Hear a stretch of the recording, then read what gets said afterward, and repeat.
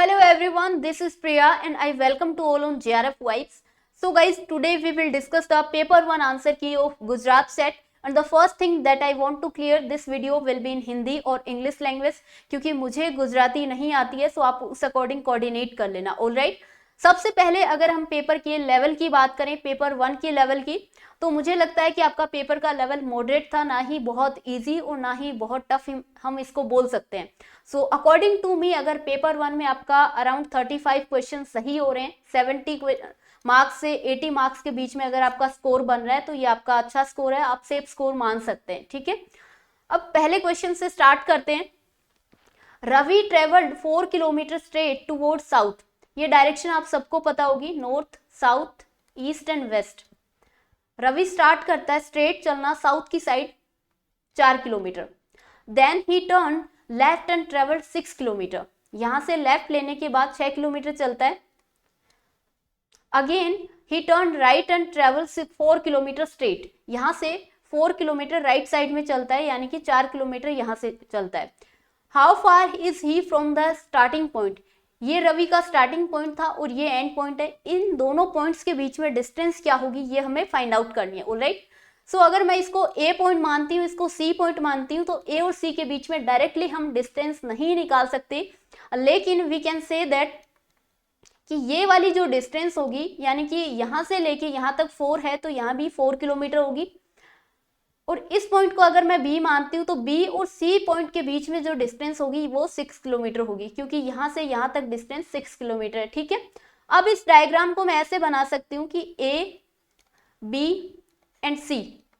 A and B के बीच में डिस्टेंस है 4 + 4, ये हो गई 8, और बी एंड सी के बीच में 6 किलोमीटर. अब हमें निकालना है ए और सी के बीच में डिस्टेंस. सो ये आप सभी लोगों ने बचपन में बहुत पढ़ा होगा. ये डिस्टेंस कितनी आएगी? 10 आएगी. ओके, आंसर क्या होगा? बी आएगा. उसके बाद second question, the following diagram shows the number of students who got distinction in the subject out of 500 students. What is the percentage of student who got distinction only in 2 subject. अब देखिए, ये जो diagram दिया गया है, अगर किसी diagram में इस तरीके का डायग्राम है तो यहाँ पे जो नंबर होगा वो तीनों डायग्राम को कवर करेगा, यानी तीनों एरिया को कवर करेगा. जैसे कि ये जो 11 है वो फिजिक्स, केमिस्ट्री एंड मैथमेटिक्स तीनों कवर करने वाले स्टूडेंट हैं. लेकिन 42 कौन सा होगा? 42 ओनली फिजिक्स वाला होगा. बट अगर हम बात करते हैं 15 + 12 + 13, यही तीन ऐसे इतने ही स्टूडेंट हैं जो कि क्या करते हैं, who got A distinction only in 2 subject. 2 subject वाले सिर्फ इतने स्टूडेंट हैं, उनका परसेंटेज हमें पूछा है, तो ये कितना हो गया? 3, 2, 5, 5, 5, 10 और 1, 2, 3, 40. 40 आउट ऑफ 500 इंटू 100. तो यहां से हम परसेंटेज निकाल सकते हैं, वो कितना आएगा? 8% आएगा. सो क्वेश्चन नंबर 2 का राइट आंसर होगा option B. Next question, A car travels 25 kilometre at a speed of 25 kilometre per hour. Next 25 kilometer at a speed of 50 kilometer per hour and the next 25 kilometer at a speed of 75 kilometer per hour. यानी कि अगर car यहाँ से यहाँ तक की distance तय करती है 3 पार्ट्स में, जो कि इक्वल है 25 किलोमीटर, 25 किलोमीटर, 25 किलोमीटर. ए से बी तक एक कार ने डिस्टेंस तय किया जो कि सेम डिस्टेंस ड्यूरेशन है, लेकिन स्पीड अलग अलग है, तो हम डायरेक्टली यहाँ से एवरेज स्पीड निकाल सकते हैं. वो कितना? फर्स्ट ड्यूरेशन में स्पीड क्या थी? 25 किलोमीटर पर आवर. सेकंड में थी 50 kilometre per our and third में थी 75 किलोमीटर पर आवर. अपॉन में 3 करते हैं तो ये कितना आएगा? 5, 5, 10, 7, 7, 14, 15/3, यानी कि 50 किलोमीटर पर आवर इस कार की जो एवरेज स्पीड है वो यहाँ से हम डायरेक्टली निकाल सकते हैं. फोर्थ क्वेश्चन देखिए, The quarterly sales of a particular mobile in rural and urban areas during year 2022 is as following. यहाँ पे हमें डेटा दिया गया है. What is the percentage of sales during Q3? तो यहाँ पे हमें इसकी सेल्स पूछी गई है परसेंटेज में. ओके, सो Q3 की परसेंटेज हम कैसे निकालेंगे?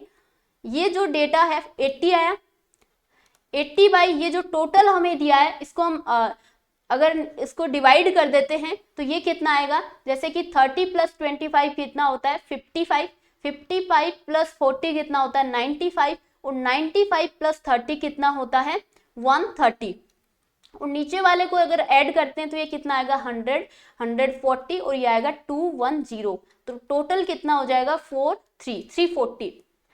80 बाई 340 इंटू 100 से मल्टीप्लाई कर देते हैं तो ये जो आंसर आएगा 800 अपॉन 34, ये आपका आएगा 23.5। आप कैलकुलेट कर लेना, ऑप्शन नंबर सी आपका सही आंसर होगा।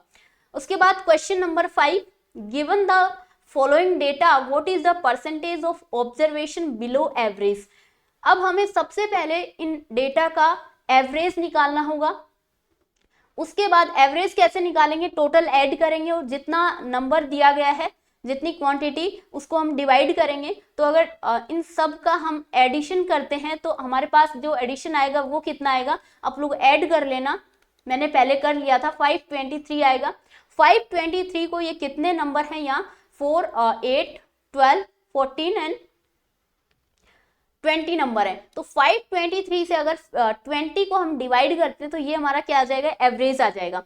एवरेज यहाँ पे आएगा 26.1। अब आगे क्वेश्चन देखिए, क्वेश्चन आगे कहता है what is the percentage of observation below average.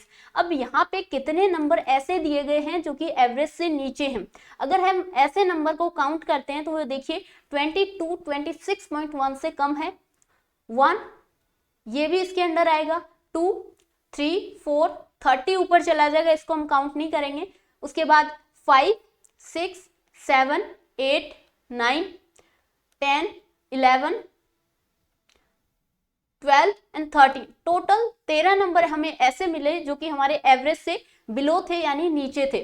सो अब आगे क्वेश्चन कैसे सोल्व करेंगे, 13 टोटल नंबर मिले और जो टोटल नंबर हमें दिए थे वो कितने थे 20 थे। 13 बाई 20 इंटू 100, सो ये वो परसेंटेज आएगा जो ऑब्जर्वेशन बिलो एवरेज है। तो अगर इसको हम सोल्व करते हैं 0 से 0 कट करने के बाद तो ये आंसर आएगा आपका 65। बट इन चारों ऑप्शन में 65 कहीं भी नहीं दिया गया है, सो आप इस क्वेश्चन को चैलेंज कर सकते हैं क्योंकि राइट आंसर ऑप्शन में है ही नहीं। ठीक है, नेक्स्ट क्वेश्चन देखिए, which of the following are sustainable development goals SDG। इन चारों ऑप्शन, पांचों ऑप्शन में से कौन कौन से SDG गोल हैं। अगर आपको SDG गोल पढ़ने हैं तो मैंने अपने चैनल पे बहुत ही अच्छी तरीके से एक ट्रिक के थ्रू बहुत ही इंटरेस्टिंग वे में पढ़ाया, आप वो वीडियो देख सकते हैं। मैं उस वीडियो का लिंक कमेंट बॉक्स और डिस्क्रिप्शन बॉक्स में ऐड कर दूंगी, आप वहां से विजिट कर सकते हैं। आपको टिप्स पे याद हो जाएंगे 17 गोल एंड 7 जो आपके SDG गोल हैं वो सेट एग्जाम में भी हर बार पूछे जाते हैं, नेट एग्जाम में भी हर बार पूछे जाते हैं, सो ये आपको याद होने चाहिए। अब सबसे पहले देखिए, clean water and sanitation SDG गोल है। डिफॉरेस्टेशन का कहीं भी जो 17 गोल्स हैं उनमें मेंशन नहीं है, सो सेकंड नहीं होगा। क्लाइमेट एक्शन का है, क्लाइमेट एक्शन कौन सा वाला है 13 है। क्लीन वाटर एंड सैनिटेशन कौन सा है 6th वाला SDG गोल है। और क्वालिटी एजुकेशन कौन सा है, सबसे पहले आता है पावर्टी, फिर हेल्थ, फिर हंगर, फिर आता है एजुकेशन, यानी 4th नंबर पे जो SDG गोल आता है क्वालिटी एजुकेशन आता है। उसके बाद 5वां आता है जेंडर वाला आपका और 6th वाला आता है वाटर एंड सैनिटेशन। ठीक है, then affordable and clean energy ये आता है 7th नंबर पे। तो डिफॉरेस्टेशन को छोड़ के आपके सारे SDG गोल हैं। राइट आंसर क्या होगा, जिसमें सेकंड ऑप्शन नहीं दिया गया है, यानी 1 3 4 एंड 5। 7th क्वेश्चन देखिए जो कि आपका आया G20 प्रेसिडेंसी से।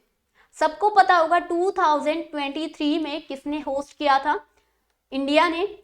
एंड उससे पहले 2022 में G20 को किसने होस्ट किया था, इंडोनेशिया ने। अपकमिंग ईयर 2024 में ब्राजील होस्ट करेगा और 2025 में साउथ अफ्रीका करेगा। इसके अकॉर्डिंग हमारा राइट आंसर होगा, फर्स्ट D से मैच होगा, सेकंड हमारा B से मैच होगा, सेकंड B से मैच होगा और थर्ड हमारा A से मैच होगा और फोर्थ C से मैच होगा। ये आपका राइट आंसर हो जाएगा। ऑलराइट, आई होप आपको समझ में आ रहा होगा। क्वेश्चन नंबर 8 देखिए, recently in February 2023 a large lithium mineral reserve was found in which state। So ये रिजर्व फाउंड कहाँ किया गया था, ये जम्मू एंड कश्मीर स्टेट में फाउंड किया गया था। 9th number question, which of the following cyclone has affected the east coast of India in last few year. तो हमें पूछा है अबाउट ईस्ट कोस्ट, तो ये सबको पता होगा इस साइड ईस्ट कोस्ट होता है और इस साइड वेस्ट कोस्ट होता है। सो साइक्लोन बीपर जो है और साइक्लोन जो टोक्ते हैं ये वेस्ट रीजन के जो साइक्लोन है, लेकिन according to question east region के अगर हम देखते हैं तो वो cyclone Fani and cyclone Amphan, यानी कि 2 और 4 हमारा राइट आंसर होगा ऑप्शन नंबर सी। अगला क्वेश्चन दिया air quality index AQI of city X is 257 while that of city Y is 65 in the month of August 2023। ठीक है, रीजन दिया है city X is more air polluted than city Y। देखिए इस data के according हम देखते हैं, क्योंकि सिटी X का जो AQI है एयर क्वालिटी इंडेक्स वो है 257 और सिटी Y का है 65, तो ये तो सीधी सी बात है। सो स्टेटमेंट आपका सेकंड भी सही है, बट हम यहाँ पे ये नहीं कह सकते कि ये जो रीजन है वो असर्शन का मतलब पर्टिकुलर रीजन दिया गया है। दोनों स्टेटमेंट अपनी अपनी जगह सही है, both A and R are true, but R is not the correct explanation. Reason को हम एक्सप्लेनेशन नहीं बोल सकते, वो एक अलग स्टेटमेंट है, और जो असर्शन में दिया है वो एक अलग स्टेटमेंट है। That's why the correct answer is option B. Next question, question number 11 देखिए, teaching at higher education should avoid the approach of, कौन सी अप्रोच को अवॉइड करना चाहिए? Covering every bit of content step by step in the class, guided learning and self learning, ये तो approach है जो कि अवॉइड नहीं करनी चाहिए, जिसको फॉलो करना चाहिए। Motivating learner, use of self learning and lecture on difficult content, ये भी प्रोवाइड करना चाहिए। Combination of self learning with digital platform based teaching, but अगर हर एक स्टेप बाय स्टेप टीचर अगर कंटेंट प्रोवाइड करने लगेगा हर छोटी बात, तो जो स्टूडेंट है वो खुद से जो उसकी क्रिएटिविटी नहीं हो पाएगी, वो खुद से थिंकिंग नहीं कर पाएगा। सो फर्स्ट ऑप्शन है जो कि अवॉइड करना चाहिए, that's why correct answer is option ए।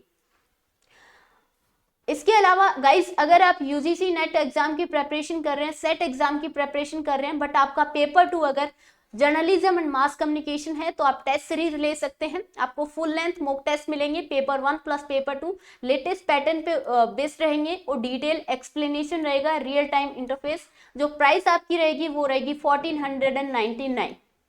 ये आपको कहाँ पे मिलेंगे? आपने JRF अड्डा प्लेटफॉर्म का नाम जरूर सुना होगा, वहां से आप अवेल कर सकते हैं। JRF अड्डा की ये वेबसाइट है, यहाँ से आप कोर्सेज पे क्लिक करने के बाद टेस्ट सीरीज पे जाने के बाद यहाँ से मास कम्युनिकेशन की टेस्ट सीरीज अवेल कर सकते हैं। ओके, आगे देखते हैं 12 number question, in discussion method of teaching which type of questions have limited role. So higher order question होंगे तो उनका लिमिटेड रोल नहीं होगा। Yes no type of question ऐसे हैं जिसपे स्टूडेंट डिस्कशन ही नहीं कर सकते, क्योंकि या तो यस या फिर नो, उस पर डिस्कशन का कोई सवाल ही नहीं बन सकता। सो इन क्वेश्चन को हम लिमिटेड रोल का बोल सकते हैं। So option B correct answer है। 13 number question, which of the following set belong to teaching.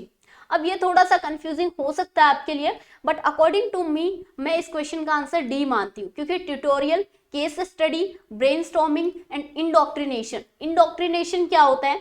यानी कि एक टीचर एक स्टूडेंट के दिमाग में, इसको हम मेथड ऑफ टीचिंग बोल सकते हैं।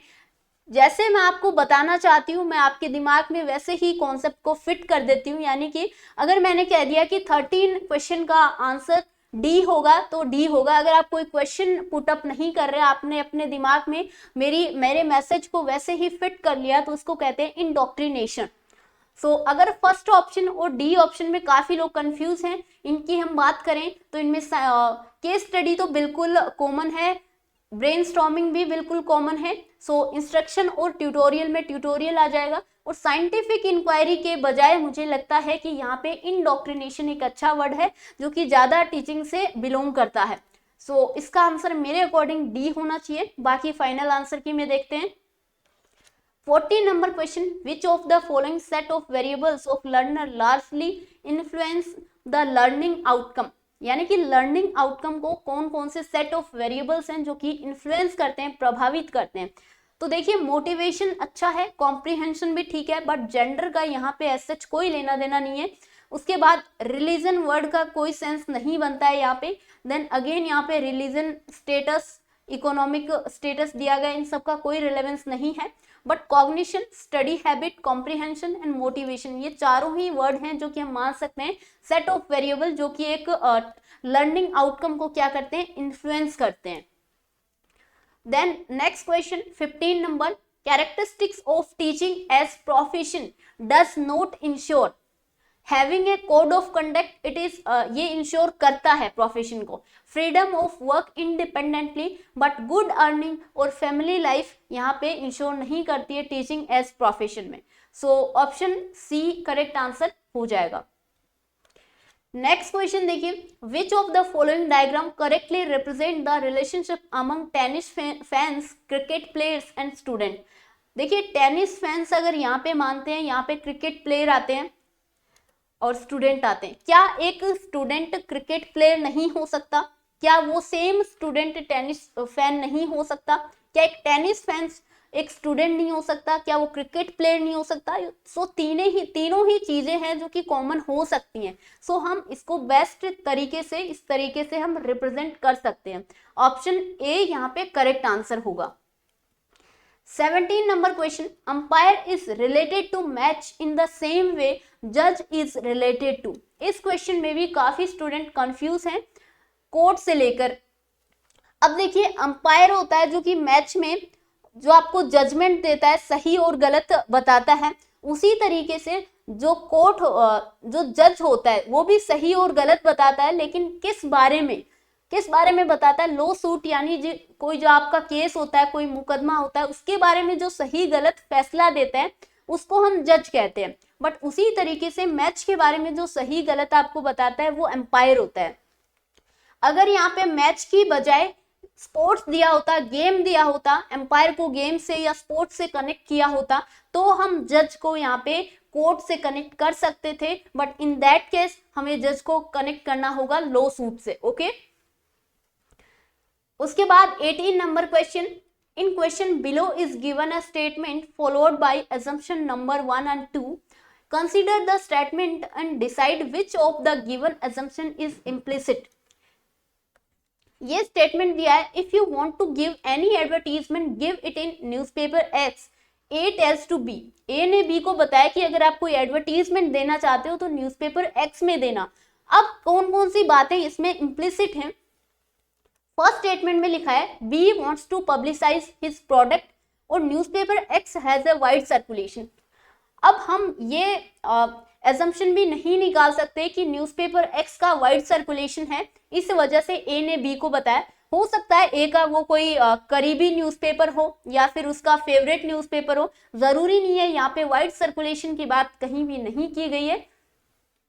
एंड फर्स्ट स्टेटमेंट में लिखा है B wants to publicise his product, में भी वो चाहता हो, लेकिन यहाँ पे लिखा है if you want to give, वो उसको एक ऑप्शन दे रहा है। सो अकॉर्डिंग टू मी इस क्वेश्चन का आंसर आपका ईदर 1 और 2 इज इम्प्लिसिट होना चाहिए, क्योंकि मुझे कोई भी स्टेटमेंट बिल्कुल क्लियरली इम्प्लिसिट यहाँ पे दिखाई नहीं दे रहा है। Next question, P Q R S U are the family members and P and Q are real brother. ये 4 5 फैमिली मेंबर हैं और पी और क्यू क्या है? रियल ब्रदर हैं, यानी कि दोनों मेल हैं। R is a sister of P, R इनकी सिस्टर है दोनों की। S is father of P, P Q R तीनों भाई बहन है। एस पी के फादर हैं तो तीनों के ही फादर होंगे। You is father of S और यू एस के भी फादर है, यानी इन तीनों बच्चों के ये क्या हो गए? ग्रैंड पेरेंट हो गए, यानी दादा हो गए, ग्रैंड फादर हो गए। तो क्वेश्चन में पूछा what is the relation between P and you. P and you के बीच में रिलेशन हमें सबसे पहले दिख ही रहा है, पी के फादर एस हैं, एस के फादर यू हैं, तो पी यहाँ पे ग्रैंड सन हो जाएगा और जो यू है वो ग्रैंड फादर हो जाएगा। Option number B is the correct answer. Then next question देखिए, question number 20, find the next term of given series. A दिया है सबसे पहले अल्फाबेट में, ए के बाद +4 करते हैं तो क्या आएगा? ई आएगा, बी सी डी ई। ई के बाद +4 करते हैं तो क्या आएगा? एफ जी एच आई, जो कि यहाँ पे दिया है। उसके बाद क्या आना चाहिए? +4 अगेन करेंगे तो जे के एल एम, यानी कि एम से हमारा आंसर स्टार्ट होना चाहिए। सारे ही ऑप्शन एम से दिए। सो हम आगे देखते हैं, यहाँ पे 7 दिया है, 7 + 5 कितना होता है? 12 होता है, और 12 + 7 यानी कि 7 + 5 12 होता है, देन 12 प्लस 7 19 होता है। तो अगेन हमें क्या करना होगा, 19 प्लस 9 करना होगा, यानी कि 28 आएगा। और उसके बाद m 28, यहां से हम ऑप्शन ए राइट आंसर निकाल सकते हैं। उसके बाद टी के बाद क्यू के बाद एल और फिर आएगा ई। ओके, सो 20 नंबर क्वेश्चन का ए ऑप्शन हो जाएगा। उसके बाद आपको पैसेज दिया गया है ओजोन पे, काफी छोटा सा और बहुत ही इजी पैसेज आया है इसमें, जो कि हर एक बच्चा ये 5 क्वेश्चन सही बना सकता है आराम से। अगर आप ये तो पैसेज नहीं भी पढ़ते हैं, कॉमन सेंस से भी अगर क्वेश्चन करते हैं तो भी आप राइट आंसर बना सकते हैं। जैसे कि 21 नंबर क्वेश्चन दिया, the ozone level is low at. Ozone level कहाँ पे लो होती है, इक्वेटर पे लो होती है, पोल्स पे हाई होती है, वो भी साउथ पोल पे। सो ए ऑप्शन इसका राइट आंसर होगा। ओजोन मीन्स क्या होता है, O3, यानी कि triatomic form of oxygen, A आएगा। Ozone is a molecular oxygen which is, जो कि हाईली रिएक्टिव होती है। Ozone protect biosphere from ultraviolet radiation से बचाती है ozone layer. 25 number question, the reason for thinning of ozone level. Ozone level के यानी पतला होने के, थिन होने के पीछे रीजन क्या है, excessive use of CFC chlorofluorocarbon का एक्सेसिव यूज है। 25 नंबर क्वेश्चन का राइट आंसर होगा सी। ठीक है, नेक्स्ट क्वेश्चन देखो 26 number question, which of the following are a web browser. So Microsoft SB web browser है, Google Chrome, Mozilla Firefox, Opera and Safari. पांचों ही web browser के example आपको दिए गए हैं। So right answer is 1 2 3 4 and 5, यानी कि सी वाला। 27 number question, which of the following are used in video conferencing. So Google Meet भी यूज करते हैं, माइक्रोसॉफ्ट टीम भी करते हैं, स्काइप पे, जूम मीटिंग, ये चारों ऑप्शन आपने कॉमनली पढ़े होंगे, बट सिस्को वेब एक्स भी यूज किया जाता है वीडियो कॉन्फ्रेंसिंग के लिए। So right answer is again 1 2 3 4 5, यानी कि D. 28 number question, the first page of website is called home page. 29 number question देखिए, given below are two statement. Statement first दिया गया है, Swayam stand for study webs of active learning for young aspiring minds. Swayam की full form net में भी काफी बार पूछी जा चुकी है, जो कि सही दी गई है यहाँ पे। सो फर्स्ट स्टेटमेंट सही है, बट सेकंड स्टेटमेंट ध्यान से देखिए, ऑल मूक्स ऑन द स्वयं पोर्टल आर क्रेडिट बेस्ड मूक। यहाँ पे ऑल वर्ड गलत है, क्योंकि जो मूक हैं, कोर्सेज हैं, वो कुछ कोर्सेज डिवाइड हुए हैं, सर्टिफिकेट बेस्ड हैं, कुछ क्रेडिट बेस्ड हैं। सो हम उनको ऑल मूक्स नहीं बोल सकते कि सारे के सारे ही जो कोर्सेज हैं वो क्रेडिट बेस्ड मूक्स हैं, ऐसा हम नहीं बोल सकते। सेकंड स्टेटमेंट गलत दिया गया है। So right answer is C, statement first is true but statement 2 is false. ठीक है, 30 नंबर क्वेश्चन, अगेन असर्शन आपको दिया गया है, router is considered as both input and output device. सही स्टेटमेंट है, क्योंकि राउटर को इनपुट और आउटपुट दोनों ही डिवाइस माना जा सकता है। ये router can send data and receive data at the same time, bidirectionally ये काम करता है, एक ही टाइम पे डेटा को सेंड कर सकता है, रिसीव कर सकता है। So that correct answer is option A, both A and R are true, R is the correct explanation of A. Next question, which of the following institution responsible for quality technical and management higher education in India? So technical education के लिए AICTE body होती है। Option is option B. 32 number question, NAAC का assessment cycle होता है 5 साल, every 5 साल, हर 5 साल के बाद नेक का असेसमेंट किया जाता है। 33 number question, national education day जो कि 11 नवंबर को मनाया जाता है। 34 नंबर क्वेश्चन, एबीसी की फुल फॉर्म पूछी है, academic bank of credits. 35 number question, NIRF overall ranking. NIRF ranking के रिगार्डिंग भी मैंने सारी कैटेगरी में अलग से वीडियो बना रखा है, आप वो देख सकते हैं। IIT मद्रास है जो कि ओवरऑल कैटेगरी में टॉप किया है। ओवरऑल कैटेगरी की बात करते हैं तो सेकंड पोजीशन पे IISc बेंगलुरु है, बट फर्स्ट पोजीशन पे IIT मद्रास है। बाकी कैटेगरीज भी देख के जाना, एटलीस्ट 3 पोजीशन पे कौन से इंस्टीट्यूशन का नाम आता है, आप वीडियोस मेरे प्लेलिस्ट में देख सकते हैं। 36 नंबर क्वेश्चन देखिए, scientific method of research involves the process of induction, deduction, Indo deductive और कंटेम्पटेशन। सो मुझे लगता है इस क्वेश्चन का आंसर होना चाहिए इंडो डिडक्टिव मेथड, बिकॉज जो साइंटिफिक मेथड होते हैं वो इंडक्टिव और डिडक्टिव दोनों ही मेथड यूज करते हैं, क्योंकि सबसे पहले जब हम ऑब्जर्वेशन करते हैं, हाइपोथेसिस बनाते हैं, देन एक्सपेरिमेंट एंड कंक्लूजन पे पहुंचते हैं। सो ऑब्जर्वेशन जो होता है वो इंडक्शन मेथड का पार्ट होता है, लास्ट में जो हम कंक्लूजन तक पहुंचते हैं वो डिडक्शन मेथड का पार्ट होता है। सो अकॉर्डिंग टू मी इस क्वेश्चन का राइट आंसर साइंटिफिक मेथड होता है, दोनों ही मेथड इन्वॉल्व करता है इंडक्शन और डिडक्शन, सो दैट इसका आंसर होगा इंडो डिडक्टिव मेथड, यानी कि option C. 37 number question, snowball sampling method किस लिए यूज किया जाता है? Is most preferred technique during survey method, नहीं ये मोस्ट प्रिफर्ड टेक्निक नहीं है। Provide representative sample for experimental study, ये भी गलत है। Use rolling ball machine to get random sampling, जब हमारे पास अननोन पॉपुलेशन होती है, हम जानते नहीं है, तो सबसे जो बेस्ट प्रिफर्ड मेथड होता है उस time snowball sampling method use किया जाता है, क्योंकि इसमें क्या होता है, फॉर एग्जांपल मुझे अगर बॉम्बे की पॉपुलेशन के बारे में कुछ डेटा कलेक्ट करना है, बट मेरा कोई भी नोन या कोई भी फ्रेंड बॉम्बे का नहीं है, बट दिल्ली का मेरा फ्रेंड है ए, और उस ए के मान लो बॉम्बे में फ्रेंड है, तो मैंने ए तक अप्रोच किया, फिर ए के फ्रेंड हैं बी और सी जो कि बॉम्बे के हैं, फिर बी और सी के अलग फ्रेंड हैं। सो जिस तरीके से जिस पॉपुलेशन के मुझे जिस अकॉर्डिंग डेटा चाहिए वो डेटा मुझे अननोन पॉपुलेशन से स्नोबॉल सैंपलिंग के थ्रू मिल जाएगा। सो इसका करेक्ट आंसर होगा ऑप्शन सी। नेक्स्ट क्वेश्चन है, which of the following is the correct statement of historical research.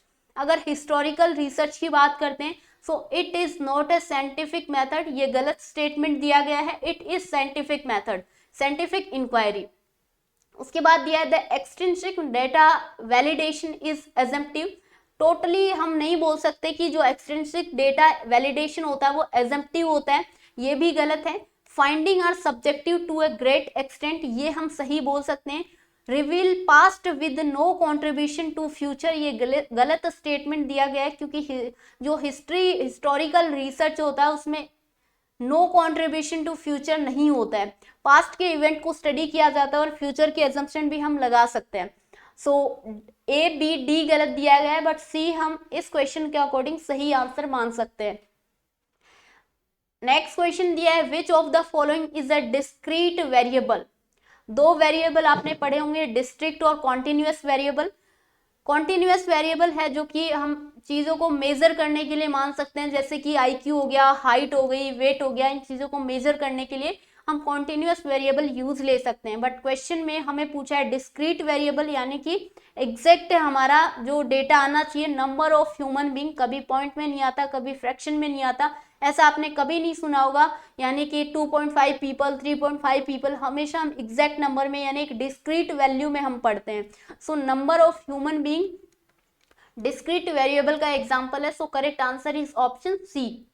40 number question, which of the following statement is true for Swayam Prabha.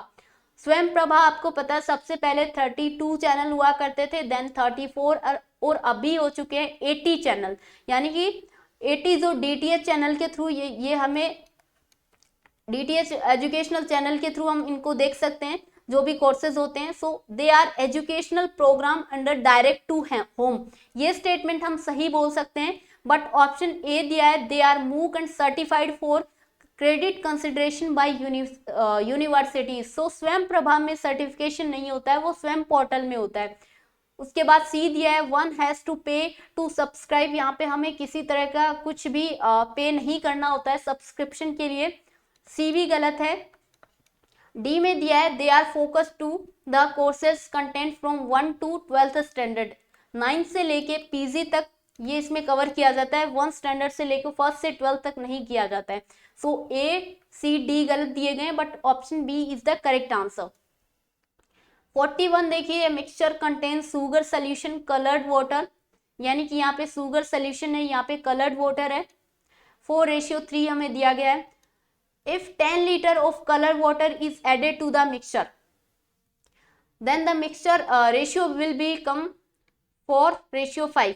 अब देखिए हमने यहाँ पे सुगर सोल्यूशन में कुछ भी ऐड नहीं किया है, हमने सिर्फ और सिर्फ कलर वाटर में ऐड किया है जो कि 3 से 5 हो गया, बट अकॉर्डिंग टू क्वेश्चन हमने 10 लीटर ऐड किया है, और यहाँ से हम देख सकते हैं कि यहाँ पे 3 से लेके 5 यानी 2 लीटर की ही इंक्रीज हुआ है यहाँ पे, यानी कि 2 की वैल्यू मैं 10 मान सकती हूँ, तो 1 की वैल्यू क्या आ जाएगी 5। अब अगर 5 को इस रेशियो से मैं अगर मल्टीप्लाई कर देती हूँ तो मुझे ओरिजिनल डेटा मिल जाएगा, जो कि क्वेश्चन में पूछा गया है, what is the initial quantity of sugar solution.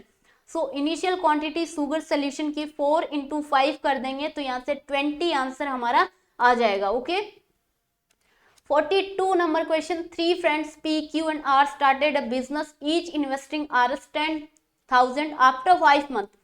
सबसे पहले तो 5 मंथ के लिए यानी 5 मंथ के लिए तीनों ने 10,000 इक्वली इन्वेस्ट किया, लेकिन after 5 month P withdraws Rs 3,000। 5 महीने के बाद P ने 3,000 रुपए विड्रॉ कर लिए, यानी कि नेक्स्ट 7 मंथ के लिए P ने ओनली 7,000 रुपए क्या किए इन्वेस्ट किए, और Q ने कितने किए 8,000 और R ने 3,000 मोर यानी कि 13,000। सो P की वैल्यू हम क्या निकाल सकते हैं यहाँ से 5 × 10 यानी 50 प्लस 7 × 7 यानी 49, 7 मंथ के लिए, और 7,000 क्योंकि 3,000 विड्रॉ कर लिए थे तो ये P की वैल्यू है, और Q की वैल्यू 50 सेम रहेगी 5 मंथ के लिए। अगेन 7 मंथ के लिए जो नेक्स्ट 7 मंथ के थे उसके लिए 7 × 8,000 56, और R की वैल्यू क्या आ जाएगी 50 प्लस 7 × 13 91। सो यहाँ से PQR का रेशियो हम निकाल सकते हैं। PQR का रेशियो आने के बाद कितना आएगा, P का रेशियो देखिए यहाँ से P का रेशियो आएगा 50 प्लस 49 यानी कि 99। Q का रेशियो आएगा 106, और R का आएगा टोटल इन्वेस्ट कितना आएगा इसका 141। अब PQR तीनों की वैल्यू अगर हम ऐड करते हैं तो ये कितना आएगा 15 16 13 14 एंड 2 3 346, इन तीनों का इन्वेस्टमेंट हम मान सकते हैं। और टोटल जो प्रॉफिट दिया है आफ्टर 12 ईयर वो दिया है 34,600। अब देखिए तीनों का अगर हमें प्रॉफिट निकालना है तो वो कैसे निकालेंगे, सबसे पहले P का निकालेंगे तो 99 बाई 346 टोटल लिख देंगे, और यहाँ पे जो प्रॉफिट दिया गया है 34,600, ये इससे वैल्यू कट जाएगी 100 बचेगा। सो P की वैल्यू आएगी 9900, उसके बाद Q की आएगी 10,600 और R की आएगी 14,100। सो Q की कैसे निकालनी है, Q की निकालने के लिए 106 बाई आपको लिखना है 346 और मल्टीप्लाई करना 34600 से। सो 100 ऊपर बचेगा और ये वैल्यू यहाँ से डायरेक्टली भी निकल जाएगी। ठीक है, PQR की वैल्यू। उसके बाद अगला question 43, 5 ships JKLMN are to be uploaded on 5 consecutive days beginning from Monday to Friday. Okay, Monday, Tuesday, Wednesday, Thursday and Friday. Each ship takes exactly 1 day to upload. K must be uploaded on the day preceding the day on which M and R uploaded. L cannot be uploaded on Tuesday. M is the second ship to be uploaded after J is uploaded. So if M is uploaded on Friday, एक value हमें दे दी गई है कि M को Friday को upload किया जाता है, और यहाँ पे हम फोर्थ स्टेटमेंट से क्या निकाल सकते हैं कि M is the second ship, यानी कि यहाँ पे जो वैल्यू आएगी किसकी आएगी, to be uploaded after J, तो J के बाद फर्स्ट यहाँ पे जो भी वैल्यू आएगी और M आएगा सेकेंड स्टेप पे। ठीक है, सो ये दो वैल्यू यहाँ से हम कंक्लूड कर सकते हैं। Which one of the following is true? So अब क्या ट्रू हो सकता है इन चारों स्टेटमेंट में से। J is uploaded on Wednesday, क्या J को वेडनेसडे को अपलोड किया गया है, बिल्कुल करेक्ट स्टेटमेंट है। K is uploaded on Tuesday, इस सब के बारे में हमारे पास डेटा नहीं है और वैसे भी एक ही ऑप्शन करेक्ट होगा, so option A is correct. 44 number question काफी इजी क्वेश्चन है। डिवाइड की जगह हमें मल्टीप्लाई पुट करना है, माइनस की जगह प्लस करना है, मल्टीप्लाई की जगह डिवाइड करना है, डिवाइड की जगह माइनस करना है, सॉरी यहाँ पे प्लस की जगह डिवाइड करना है। ओके, सो सबसे पहले देखिए 6 और 6 माइनस की जगह हमें क्या पुट करना है, माइनस की जगह प्लस पुट करना है, तो 6 + 9, और प्लस की जगह हमें क्या पुट करना है मल्टीप्लाई, तो यहाँ पे आएगा मल्टीप्लाई 8 और उसके बाद आएगा डिवाइड 3, और यहाँ पे डिवाइड दिया है, सो डिवाइड की जगह हमें क्या पुट करना है -20। सो सबसे पहले क्या सोल्व करेंगे, ये वाला रिलेशन। सो ये इसके नीचे हम लिख सकते हैं इसको, और 3 से 9 से 3 कट जाएगा, वो ये 3 आ जाएगा यहाँ पे। सो वैल्यू क्या आएगी, 6 प्लस 24 माइनस 20, ये हो जाएगा 30 minus 20, answer is 10। 45 number question, dice का क्वेश्चन है। ये देखिए, 3 position of the same dice are given below, which number will come in place of X, X की जगह क्या आएगा। तो इन क्वेश्चन के सबके अपने अपने मेथड होते हैं। आंसर आपका 1 आएगा। अगर हम इन दो डाइस को लेते हैं तो ऑपोजिट डायरेक्शन में क्या वैल्यू आएगी वो हम निकाल सकते हैं। कैसे, इन दोनों के बीच में क्या कॉमन है, 3 कॉमन है। 3 से क्या करेंगे, क्लॉकवाइज जाएंगे। सो 3 6 1, और यहां से हम लिख सकते हैं 3 4 1, यानी कि 3 6 1 3 4 5 दिया है, सॉरी। 1 के ऑपोजिट वैल्यू आएगी 5, 6 के ऑपोजिट आएगी 4, 2 यहाँ पे नहीं दिया है, सो इट मीन्स 3 के ऑपोजिट आएगी 2। ये इतनी वैल्यू हमें मिल गई है। अब देखिए, अब इस डाइस को अगर हम देखते हैं तो 4 ऊपर है और 4 के नीचे क्या आएगा, 6 आएगा, ये हमें पता है, और 2 इस साइड है, और 2 के उस साइड ऑपोजिट साइड क्या वैल्यू आएगी, 3 आएगी। यानी कि यहाँ जो इस साइड जो फेस होगा यहाँ पे 3 वैल्यू आएगी, ये हमें पता है। और ये ऐसे अगर हम जाते हैं तो ये आपको पता है 4, उसके बाद 3, और उसके बाद ये x वैल्यू आएगी, यानी कि ये क्लॉकवाइज डायरेक्शन है। बट यहाँ से अगर मैं देखूं 4 3 से, तो ये यहाँ पे एंटी क्लॉकवाइज डायरेक्शन हो रही है। 4 3 उसके बाद 5 आ रहा है। सो अगर डायरेक्शन दोनों अलग अलग हैं, यहाँ पे 4 3 5 आ रहा है, तो इस तरफ क्लॉकवाइज डायरेक्शन में 4 3 के बाद 5 नहीं आएगा, एक ही डिजिट बचता है जो कि 1 है। 4 3 के बाद 1 आएगा। ऑलराइट, सो क्वेश्चन 45 का आंसर होगा 1। 46, ये आपको टाइप्स दिए गए हैं नॉन वर्बल कम्युनिकेशन की, ये भी मैंने आपको कवर करवा रखे हैं। और भी काफी टाइप्स होते हैं, क्रोनेमिक्स होता है, क्रोमेटिक्स होता है, हैप्टिक, काइनेसिक्स, प्रोक्सेमिक्स, ओक्यूलेक्सिक्स, वो सब आप कवर कर सकते हैं। सो प्रोक्सेमिक्स क्या होता है, यानी कि प्रोक्सेमिटी हम जब देखते हैं डिस्टेंस की, use of space, use of space यहाँ पे किससे कनेक्ट होगा, प्रोक्सेमिक्स से। काइनेसिक्स यानी कि use of body language, haptics होगा use of touch. So right answer is 1 का C, 2 B से कनेक्ट होगा, एंड 3 A से, A is the correct answer. 47 number question, use of space in communication is called, ऊपर वाले question में answer दिया गया है, it is proxemics. 48 number question, the connotative meaning of a word is. अब देखिए, 2 मीनिंग होते हैं, एक होता है कॉनेटेटिव मीनिंग, एक होता है डिनोटेटिव मीनिंग। कॉनेटेटिव मीनिंग का मतलब होता है सब्जेक्टिव मीनिंग, यानी कि जैसे कि मैंने फॉर एग्जाम्पल यहाँ पे वर्ड लिखा इमोशन। अब इस वर्ड का मतलब हर इंसान के लिए अलग होता है, मेरे लिए अलग होता है, आपके लिए अलग होता है। सो इसका हम सब्जेक्टिव मीनिंग अपने अपने परसेप्शन के हिसाब से लगा सकते हैं, ये होगा कॉनेटेटिव वर्ड होगा। बट अगर हम डिनोटेटिव वर्ड की बात करते हैं, जैसे कि जी सेट, ये एक वर्ड है, तो इसके लिए सबका एक ही मतलब है, गुजरात सेट, ठीक है। सो यानी कि जो डिक्शनरी मीनिंग होता है, फैक्चुअल मीनिंग होता है, जो कि चेंज नहीं होता, हर एक इंसान के लिए सेम होता है, उसको डिनोटेटिव मीनिंग बोलते हैं। लेकिन कैनोटेटिव मीनिंग क्वेश्चन में पूछा है तो आंसर क्या होगा, सब्जेक्टिव मीनिंग, ठीक है। 49 number question, in the process of communication the receiver, receiver क्या इनकोड करता है या डिकोड करता है या चैनल की तरह काम करता है, हैज नो रोल। अब देखिए, कोई भी कम्युनिकेशन अगर प्रोसेस होती है तो उसमें सबसे पहले जो सेंडर होता है वो मैसेज इनकोड करता है, चैनल के थ्रू रिसीवर को भेजता है, और रिसीवर मैसेज को डिकोड करता है, ठीक है। सो इसका आंसर क्या होगा, डिकोड द मैसेज। अगर हमें यहाँ पे सेंडर पूछा होता इस क्वेश्चन में, in the process of communication the sender, तो राइट आंसर होगा encode the message. But receiver का काम होता है मैसेज को डिकोड करना, रिसीव करना, उसका मतलब समझना, जो भी मैसेज है उसका, ठीक है। 49 नंबर क्वेश्चन का बी राइट आंसर होगा। Last question 50 number question, demophobia refer to. अगर आपको इसका मतलब नहीं पता, फर्स्ट टाइम पढ़ा है, तो आप डेमोग्राफी यानी स्टडी ऑफ पॉपुलेशन, आप इससे आइडिया लगा सकते हैं। डेमोफोबिया क्या होगा, fear of crowd. Option B is the right answer. So guys, ये थे 50 क्वेश्चन। आई होप आपको समझ में आए होंगे। अगर आपको किसी भी क्वेश्चन में डाउट हो तो आप कमेंट बॉक्स में लिख सकते हैं, बाकी फाइनल आंसर की आने के बाद ही पता चलेगा कि कितने करेक्ट आंसर आपके हुए हैं।